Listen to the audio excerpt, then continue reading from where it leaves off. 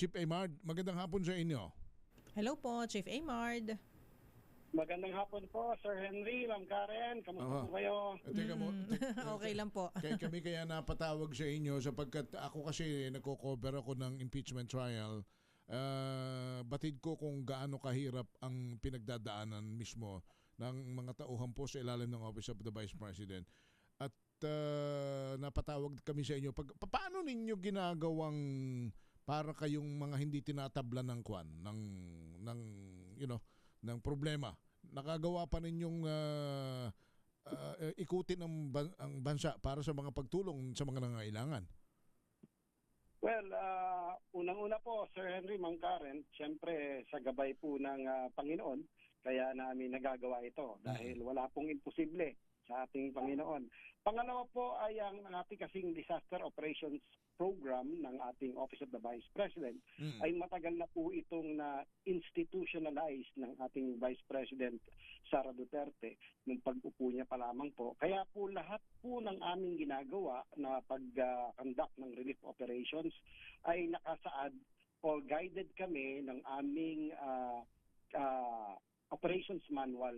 Kaya po sa kabila ng mga nangyayari, kakulangan ng budget, pati po yung nabanggit po ninyong impeachment trial, tuloy-tuloy lang po ang aming trabaho dahil meron naman po kaming sistemang sinusunod at ang guidance po ng ating Vice President ay sa kanya ang politika, sa amin po ang public service.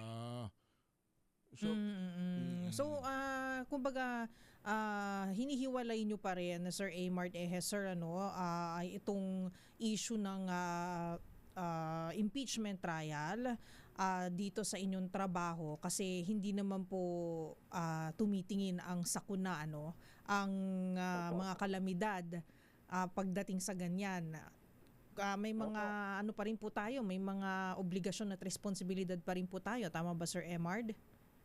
Yes po, Ma'am Karen.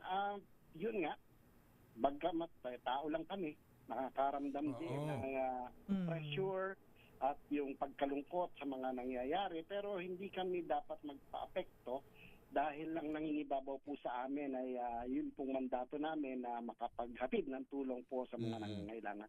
Kasi pag talagang isang panig ang napakinggan mo at hindi mo naliming lahat, partner, parang ang dating ang OBP ng bulsa ng pera, yung pumapasok na pera ay for personal gains. Yan, Sir Aymard, ang kwan yan ang kung halimbawang mahina-hina kayo riyan sa OBP, baka talagang tinabla na kayo ng anong tawag riyan, ng panghihina. Totoo po yan. Hindi na lang namin po pinapansin to kasi kung lahat titignan namin, wala, talagang maaapektuhan kami. Kaya ginagawa na lang namin basta trabaho at yun pong aming passion ay nandiyan yan, hindi nawawala. Halimbawa ngayon, nasaan kayo? Anong inyong pinagkakabalahan ngayon? Saan lugar kayo naroroon? Ay, sa ngayon po, Sir Henry, Ma'am Karen, nandito po kami sa Ilocos Norte. Ilocos? Anong meron po sa Ilocos, sir? Layo Nagre-relief operations po kami at maaalala po ninyo nung nakaraang linggo ay dinaanan po tayo ng bagyong Quiapo kung saan marami pong bayan ang naapektuhan. Kaya kasama po dito ang Ilocos Region. Kaya po sa aming pagkuha ng mga datos, nakita namin na may mga bayan dito po sa Ilocos Norte ang natamaan at ayon sa aming mga listahan ay bihira kasi itong mapuntahan dahil halos nasa dulo na po ito ng ating bansa. Kaya po pumili kami base dun sa data na nakuha namin kung ano-ano yung mga bayan na pwede naming puntahan dito. At kanina po inuna namin ang Batak City, Ilocos Norte. Nakapagbigay po kami kanina around 1,400 families para sa 1,400 families ng iba't ibang klaseng relief items po. Okay, so pagkain yan, damit, health at sanitation kits. Tama po ba, sir? Ang ginamit po namin ngayon ay ang aming food box, yung OPP food box po, na naglalaman ng bigas at dilata. At namigay din po kami ng mga diapers para sa mga bata And then nagbigay din po kami ng mga instant coffee, ganyan, at iba't iba pa po. Pero teka muna, mabutit na napuntahan ninyo yan because, well, we cannot deny the fact that politically, Ilocos yan eh. Opo. Hindi maiwasang isipin na talagang may political rivalry between the Vice President and the sitting President. Pero kayo, nasa lugar, Ilocos, lugar ng ating Pangulo, kumusta? Marami namang nakapunta riyan yung mga lugar na inyong nasabing na lalo na yung mga dulo. Kumusta yung mga tao? May mga nakapaghatid na ba ng tulong roon daw? Okay naman po sila sa ngayon. Wala naman pong pagbaha na pero in-expect po natin yung paparating na super typhoon na bali magiging dalawa yun, di po ba, yung Luis at yung isang papasok.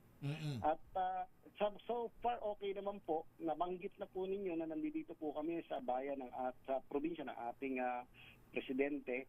In fact, ito pong Batak City ay ang mismong hometown ng ating Pangulo. Pero hindi po kasi ito political eh. Ang namin po ginagawa public service talaga. Kaya regardless kung saan pwede kaming pumunta basta may nangangailangan. It so happens po na nandito kami sa bayan po ng ating Pangulo. Pero kagaya naman po ng aming ginagawa ng mga nakaraan, iba't ibang bayan naman po talaga ang aming nararating basta't kinakailangan naming maghatid ng tulong. So patunay nga. Patunay.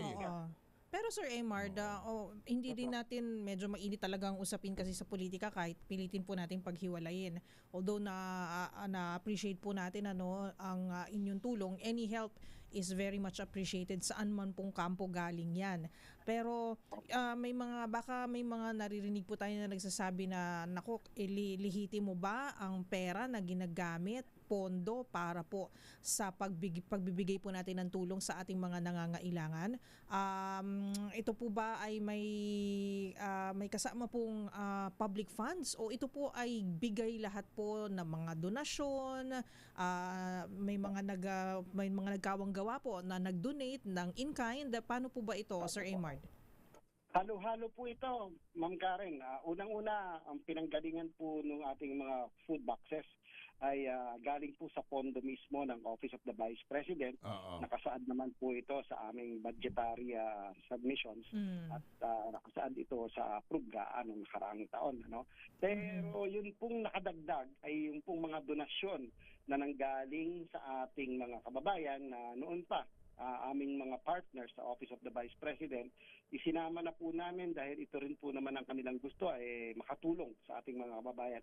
At yung nabanggit din po ni Sir Henry kanina kasi nga medyo parang bayan ito ng ating Pangulo at hindi maiaalis na meron talagang nagkakaroon ng hindi pagkakaunawaan between the Office of the President as well as to the Office of the Vice President. It's so parang nakakatuwa kasi po unang-una tinulungan po kami ng local government ng Batak. Sila po yung kanila pong CSWDO or yung City Social Welfare and Development Office ang kasama namin sa pamimigay po ng tulong sa mga kababayan. And then kasama rin po namin ang staff na ni Senator Amy Marcos. Kaya nagpapasalamat po kami kay Senator Amy sa pagbigay ng suporta sa amin at alalay dito po mismo sa probinsya ng Ilocos Norte. At yun pong mga kababayan natin na kanina na nakasalamuhan namin, masaya po sila dahil nakarating kami at hindi nila inaasahan na kami mismo po ang darating sa kanilang bayan. Sabi nga po nila ang layo ng binyahe namin para makarating dito, pero pinagpapasalamat sila dahil hindi daw namin sila nalimutan. Patunay marahil yan, partner, na ang serbisyo ng gobyerno, ang serbisyo lalo ng Office of the Vice President ay walang kulay ng anumang politika. Totoo po yan. Kung makikita nga po ninyo, gaya po na palagi ninyong napupuna, Sir Henry, Ma'am Karen, wala pong nakasulat na pangalan ng Vice President, wala pong mukha ng ating Vice President. Yung pong opisina lamang ang nakalagay doon na pangalan at yun ating kataga na mahalin natin ang Pilipinas. Gayon din naman po yung mga donated items. Wala pong nakalagay doon. Sabi nga po, ang pagtulong, ang tunay na pagtulong sa kapwa, walang pinipiling kulay, walang pinipiling race, walang pinipiling lahi, kundi para sa lahat po ng nangangailangan. So from Batak, saan pa kayo babaybay at mga ilan ang mga benepisyaryo na target nyo riyan at natulungan na? Bali po sa aming assessment at sa abot lang po din ang makakaya ng ating Office of the Vice President, nakapili po kami ng 3 bayan dito sa Ilocos Norte. Pagpasensyahan na po ninyo, Sir Henry Mangkaren, at hindi ko pa pwedeng i-announce yung dalawa. Sige. Pero nauna lang po namin yung Mismong bayan ng presidente. Opo, at meron pa pong 2 para sa susunod na mga araw hanggang Webes po ang aming nakita. Maulan ba dyan? Busy pala kayo, no, Sir Aymar? Maulan na siya, maulan na ho ba riyan? Maulan, pabugso-bugso po ang ulan, pero medyo malakas ang hangin at saka maghapong makulingling. Sige. Kaya pala. Mag-iingat po sa biyahe pag ganun. Lalo na ngayon na may mga tropical depression na naman na nagbabadya. Opo, inaasahan po namin at ready naman po kami. Maraming salamat po sa inyo, Sir Henry, Ma'am Karen. Yes, ang ginagawa po namin palagi ng aming Office of the Vice President ay para sa Diyos, bayan at sa bawat pamilyang Pilipino. Mahalin po natin ang Pilipinas. Salamat po, Sir Aymar. Thank you, Sir salamat sa Aymar. OBP and of course to the Vice President. Manatili kayong ginto. Si Chief Aymar Eje ng Disaster Operations Center ng OBP.